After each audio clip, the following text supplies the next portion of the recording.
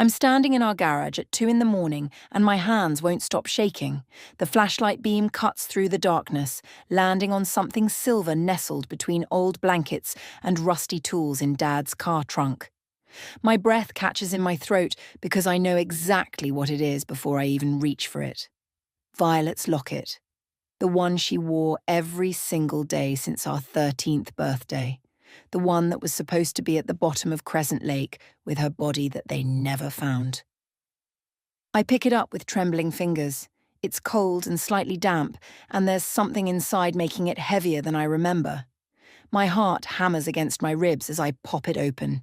Instead of the tiny photos of us as kids, there's a folded piece of paper, yellowed and water-stained around the edges. I unfold it slowly, carefully, like it might disintegrate in my hands. The handwriting is shaky, desperate, written in what looks like eyeliner pencil. I angle the flashlight closer and read the first word. Help.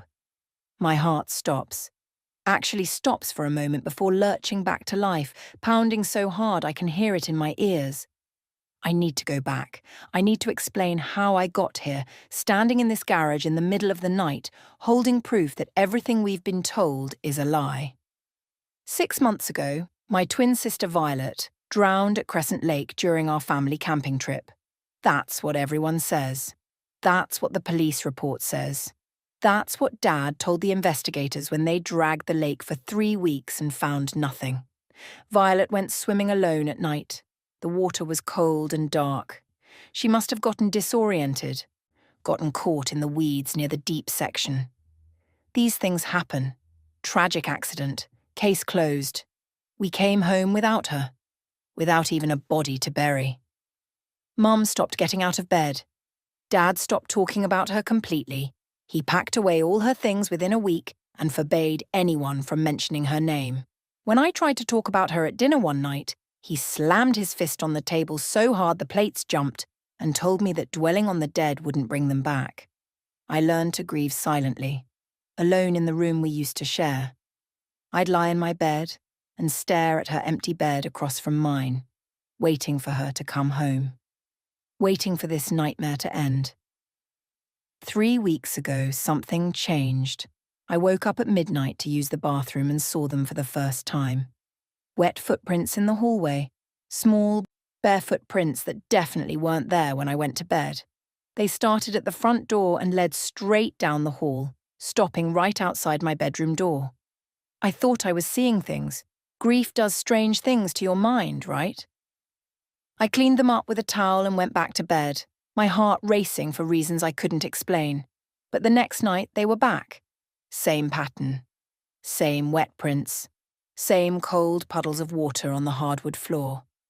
I started staying awake, watching, waiting. The prints appeared every single night at different times, sometimes at 11, sometimes at 2 in the morning. Sometimes I'd hear the front door creak open even though it was locked, even though nobody came in. The prints would just appear, one after another, like invisible feet were walking through our house. Always leading to my room, always stopping at my door. I never told anyone. Mum wouldn't have believed me through her medication haze. Dad would have exploded, accused me of making up stories for attention.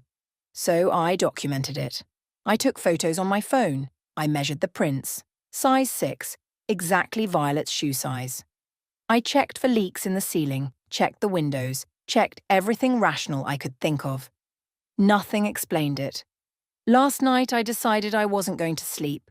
I was going to see where they came from. I sat on my floor in the dark, watching the crack under my door, waiting. At 1:47 in the morning, I heard it. The soft click of the front door opening. My whole body went cold. I grabbed my phone and crept to my bedroom door, pressing my ear against it. Silence. Then the soft sound of water dripping onto wood. I opened my door as quietly as I could. The hallway was dark except for the moonlight coming through the window at the end. And there they were, forming right in front of my eyes. Wet footprints appearing one step at a time on the floor, like someone invisible was walking toward me. But nobody was there. The prints moved past my door this time, heading toward the stairs. I followed them, my phone, flashlight off, my bare feet silent on the cold floor. They led down the stairs, across the living room to the front door. The door was open just a crack, cold night air seeping in. I stepped outside, the concrete driveway freezing under my feet. The prints continued across the driveway, glistening in the moonlight, leading straight to our garage. The side door was ajar. Inside, Dad's car trunk was open. Just slightly, like someone had closed it, but it hadn't latched properly. That's when I found the locket. That's when everything I thought I knew shattered into a million pieces. I'm still holding it now, staring at that single word. Help. I force myself to keep reading, tilting the paper toward the light. The second word makes my blood turn to ice. Dad. The paper slips from my fingers and flutters to the ground. I stumble backward, my shoulder hitting the car, my mind racing through impossibilities and horrible possibilities and questions I'm terrified to answer. Because Violet didn't write this before she died. She couldn't have. The locket was with her at the lake, and her body was never recovered. So how did it end up in our father's trunk? I can't sleep. I haven't slept since I found the locket 4 hours ago. I'm lying in bed, staring at the ceiling, the locket hidden under my mattress, where Dad will never think to look. My mind won't stop replaying that night at Crescent Lake, searching for details I missed, clues I was too grief-stricken to notice. The camping trip was Dad's idea. He'd been insisting on it for weeks, even though none of us wanted to go. Mom said she was too tired. I said I had summer homework. Violet said she'd rather stay home. But Dad wouldn't take no for an answer. He said we needed family time, that we were growing apart, that one weekend away wouldn't kill us. I remember the look on Violet's face when he said that, like she wanted to argue but knew it would only make things worse. We'd been fighting with Dad a lot that summer. Well, Violet had been fighting with him. I mostly stayed quiet and let her take the heat. That's how it always was. Violet was brave. Violet stood up to him. Violet protected me from his temper, his yelling, his need to control everything we did. She wanted to go to college across the country. Dad said absolutely not.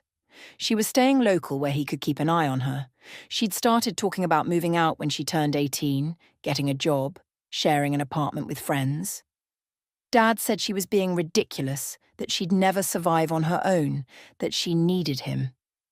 Their arguments got worse every week. I'd hear them through the walls at night, his voice low and threatening, hers defiant but shaking. Mom never intervened. She'd just take another pill and pretend everything was fine. The night before Violet disappeared, I woke up to voices outside our tent. It was past midnight.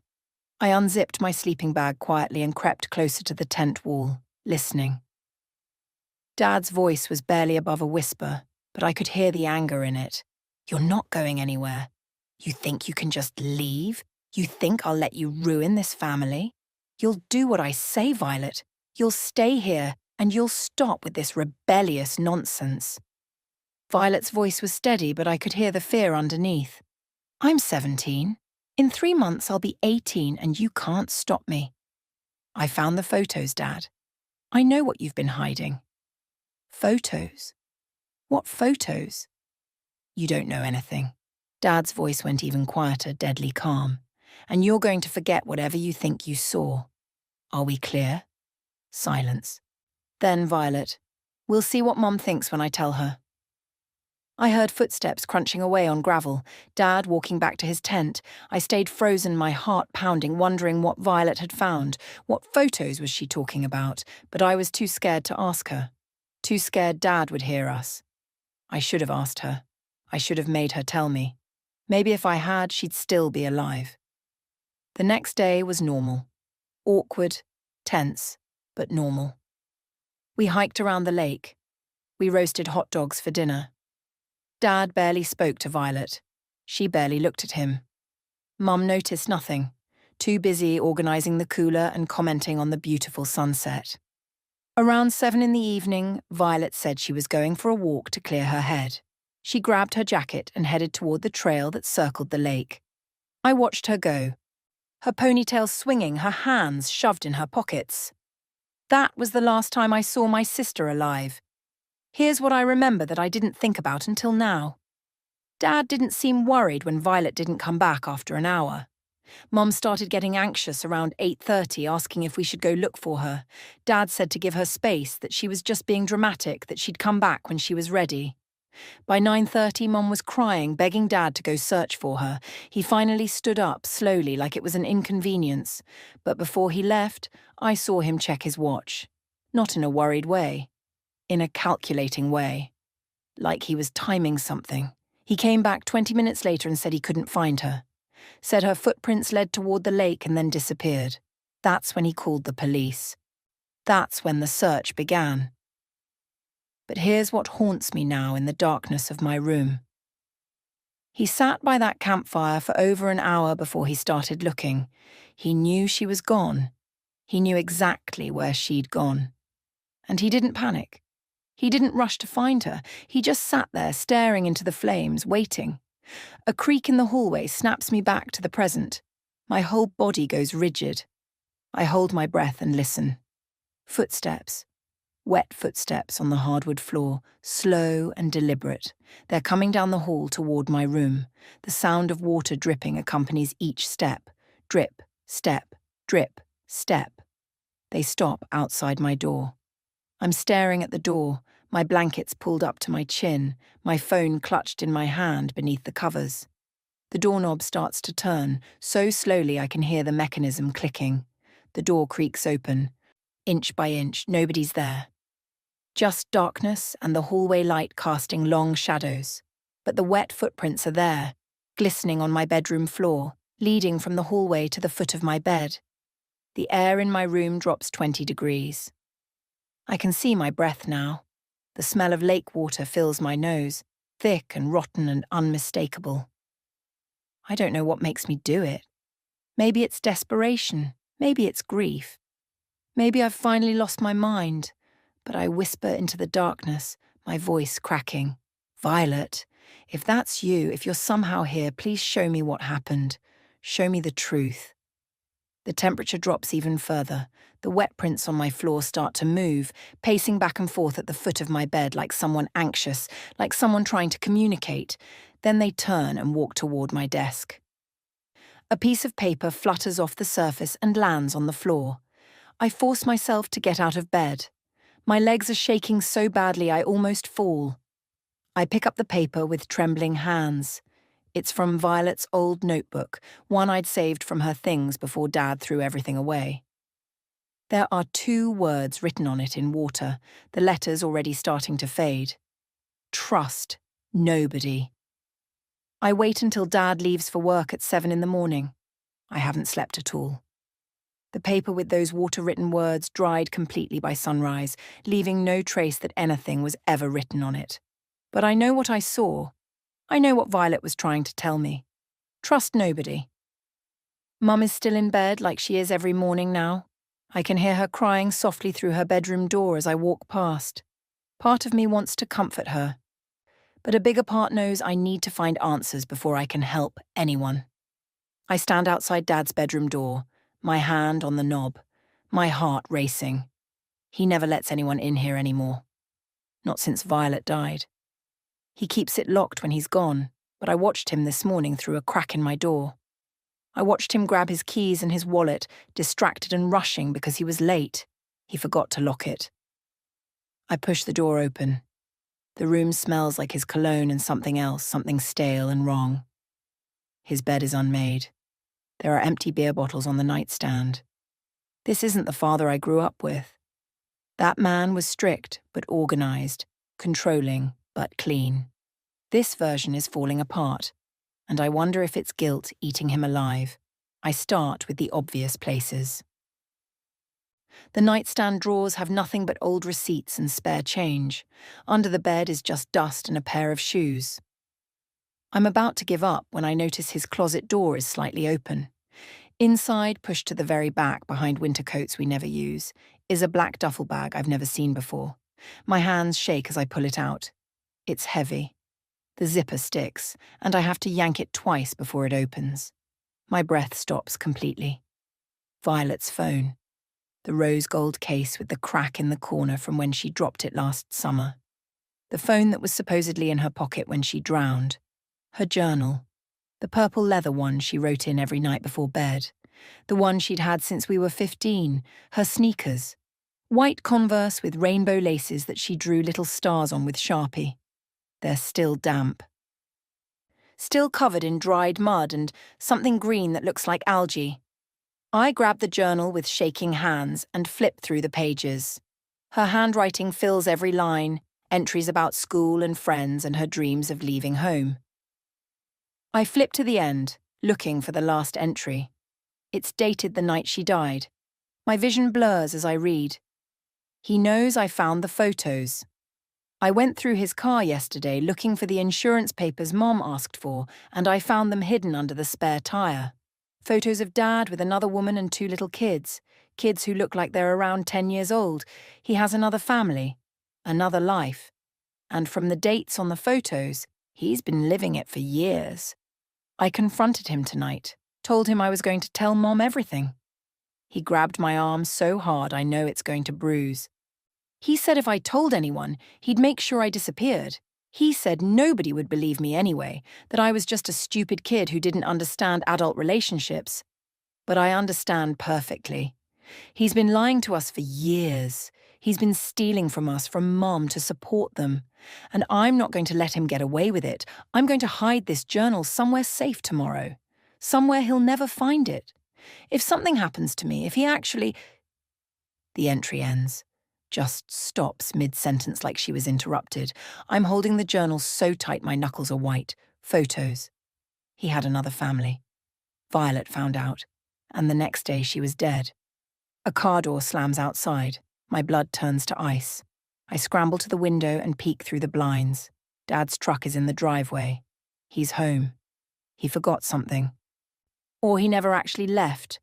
Or maybe he knew I'd search his room and this was a trap. I hear the front door open downstairs. His heavy footsteps on the stairs, taking them 2 at a time. I barely have time to shove the journal back in the bag, zip it up, and push it into the closet. I'm standing in the middle of his room when he appears in the doorway. His eyes are dark and cold, scanning the room before landing on me. For a moment, neither of us moves. Neither of us speaks. The air feels thick with danger. What are you doing in here, Cassie? My mind races for a lie, anything believable. I was looking for Mum's medication. She said she thought she left it in here and she's having a really bad morning. I'm sorry, I should have waited for you to get home. He steps into the room, closer to me. Too close. I can smell the coffee on his breath. Her medication is in the bathroom where it always is. Try again. My heart is pounding so hard I'm sure he can hear it. I couldn't find it there. I thought maybe she moved it. I'm sorry. He stares at me for what feels like an eternity.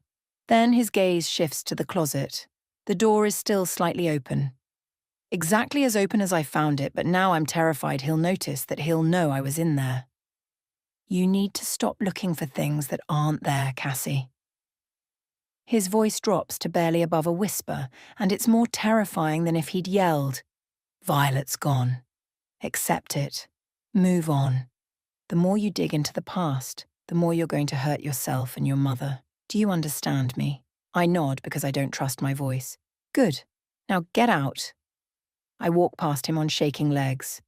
Forcing myself not to run, I make it to my room and close the door, pressing my back against it, trying to catch my breath. That night, the wet footprints come back. But this time they don't stop at my door. They lead past my room down the stairs. I follow them, my phone flashlight cutting through the darkness. They lead to the basement door. The door Dad always keeps locked, but tonight it's open, just a crack. The footprints go down the wooden stairs into the black basement below. I follow them, each step creaking under my weight. At the bottom, I sweep my flashlight around. In the corner, there's a folded tarp. Dark stains seep through the canvas. Next to it, a shovel with dried mud caked on the blade. Behind me, I hear a voice, a whisper that sounds exactly like Violet. He didn't let me leave. I run. I don't even think about it. I just run up those basement stairs so fast I almost trip, my phone clattering on the steps behind me. I grab it and keep going, my breath coming in panicked gasps, that whisper echoing in my head. He didn't let me leave. I lock myself in my bedroom and spend the next 3 hours sitting on my floor, trying to decide what to do. The sun is starting to rise. Birds are chirping outside like this is a normal morning. Like my world hasn't just collapsed completely. I can't do this alone anymore. I can't pretend I don't know what I know. I can't keep living in this house with a murderer. I make a decision. At 8 in the morning, I sneak out while Dad is in the shower and Mom is still asleep. I ride my bike to the police station. Violet's locket in my pocket along with photos I took of the journal entry on my phone last night. My hands won't stop shaking as I lock my bike outside. The officer at the front desk looks bored until I say I need to speak to Officer Bernard Cole about my sister's case. His expression changes. He makes a phone call and 5 minutes later Officer Cole appears.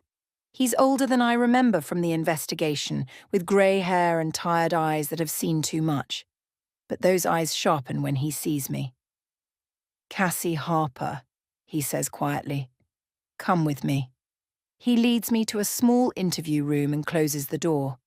I sit across from him at a metal table and suddenly I can't find the words. How do I explain everything? How do I make him believe me? "Whatever you need to tell me," he says gently. "I'm listening." "I've been waiting 6 months for someone in your family to tell me the truth." That breaks something open inside me. "You knew?" "I suspected." He leans forward, his hands clasped on the table. "Your father's story never sat right with me. The timeline was off. His reactions were wrong, but I had no evidence, no witnesses, nothing to contradict his version of events. Until now, I'm guessing." I pull out the locket and place it on the table between us. His eyes widen. "Where did you find this?" "In my father's car trunk, 3 nights ago." My voice cracks. "It was supposed to be at the bottom of the lake with Violet." I tell him everything. The wet footprints, the journal entry, the photos of another family, the conversation I overheard the night before Violet died, the duffel bag in Dad's closet with Violet's things, the tarp and shovel in the basement. I show him the photos on my phone, my hands shaking so badly he has to hold the phone steady to see them. When I finish, Officer Cole is quiet for a long moment. Then he stands up. "Stay here. Don't leave this room." He's gone for 20 minutes. When he comes back, he has 2 other officers with him and a piece of paper. "We're going to your house right now," he says. "We have a warrant to search the property. I need you to come with us, but you'll stay in the patrol car. Can you do that?" I nod, unable to speak. The drive back to my house feels like it takes forever and no time at all. There are 3 police cars. Officer Cole tells me to wait while they approach the front door. I watch from the back seat, my heart in my throat, as they knock. Dad opens the door. He's holding a coffee mug. He looks confused at first, then his eyes find me in the police car. His expression goes completely blank. Empty, like a mask sliding over his face. Officer Cole says something I can't hear. Dad steps aside and lets them in. He doesn't argue, doesn't ask questions, just watches with those dead eyes as officers spread through our house. It takes them 40 minutes to find what they're looking for. I see them bringing bags of evidence out to their cars. The duffel bag, the tarp, the shovel, tools from the garage. They search Dad's truck thoroughly, and I see one officer stand up from examining the trunk and call the others over. Officer Cole comes out and speaks into his radio. 2 more cars arrive. One of them has equipment I recognize from crime shows. Evidence collection. A photographer. An officer brings Mom outside. She's crying. Confused, clutching her bathrobe around herself. They sit her in a separate car, and a female officer stays with her, talking quietly. Then Officer Cole walks up to Dad, who's standing on the front porch like a statue. I can't hear what he's saying, but I see him pull out handcuffs. I see Dad turn around and put his hands behind his back without being asked. As they lead him past the car I'm sitting in, he stops, turns his head and looks directly at me through the window. His face is still blank, but his voice carries clearly through the glass. "She was going to ruin everything. She found the photos. She was going to tell your mother about them, about the life I'd built in the next town over. She was going to destroy our family, destroy me. I couldn't let her do that. I gave her a choice at the lake that night. Stay quiet or face the consequences. She chose wrong. Officer Cole tries to move him along, but Dad keeps talking, his eyes locked on mine. I told her we were going to talk, took her out to the lake.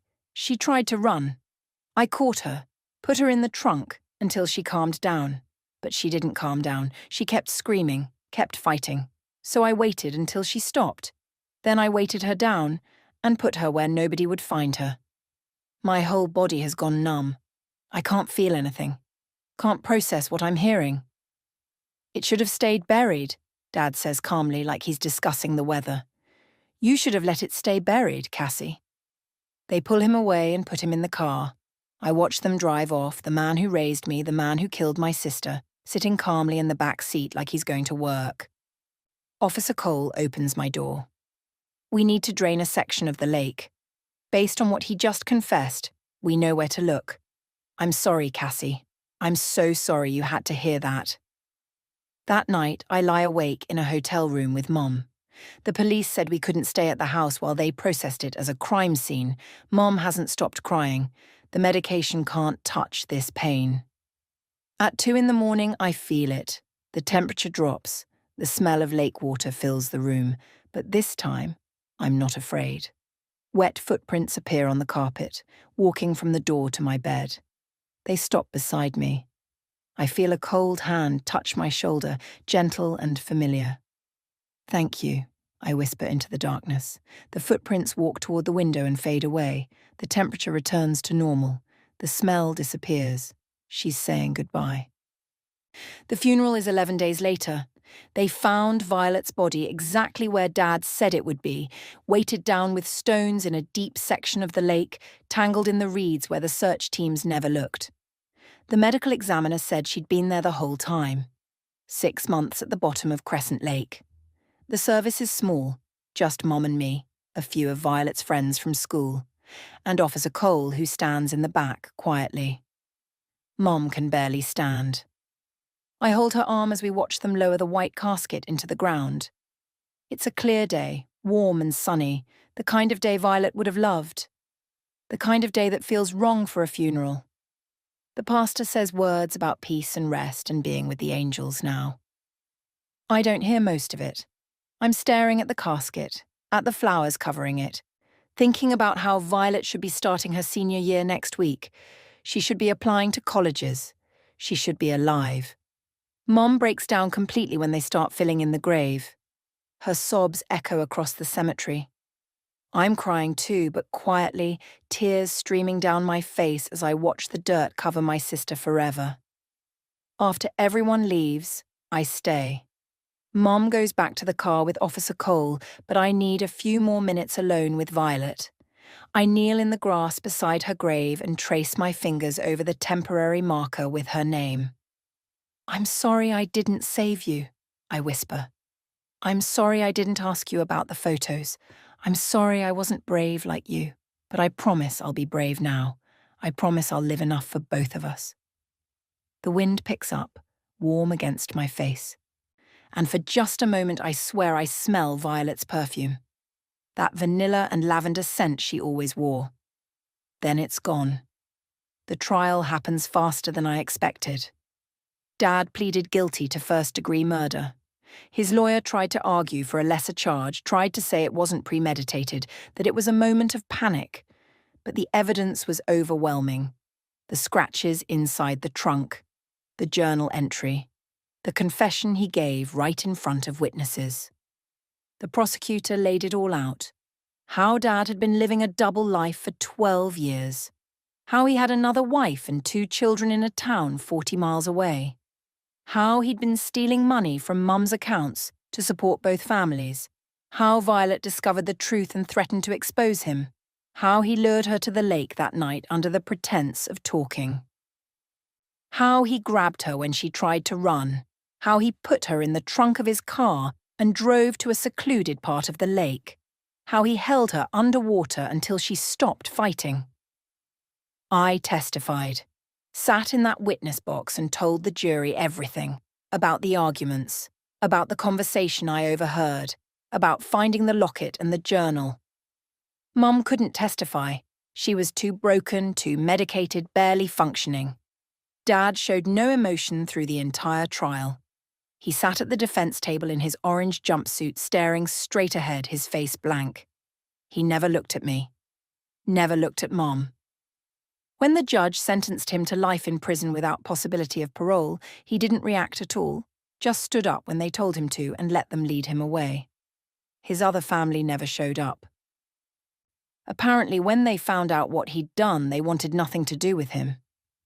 The woman he'd been living with claimed she had no idea he had another wife and daughter. Maybe that was true. Maybe she was just another one of his victims. Mum and I move out of the house a month after the trial ends. Neither of us can stand to be there anymore. Every room holds memories that hurt too much now. We rent a small apartment across town, and Mum starts seeing a therapist twice a week. She's slowly getting better, slowly learning to function again. But there's a hollowness in her eyes that I don't think will ever fully go away. I go back to school for my senior year. It's hard, everyone knows what happened. Some people stare, some people whisper, some avoid me completely like tragedy is contagious. But Violet's friends rally around me, include me in their group, make sure I'm not alone. I join the track team like Violet always wanted me to. I apply to colleges across the country like she planned to do. I'm living the life she was supposed to have. And it hurts, but it also feels right.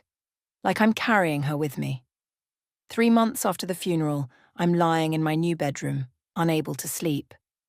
I'm thinking about Violet, about everything that happened when I noticed something on my windowsill, something that wasn't there when I went to bed. I get up slowly and walk over. My heart stops. It's Violet's locket, the one I gave to Officer Cole as evidence, the one that should be locked away in an evidence room somewhere.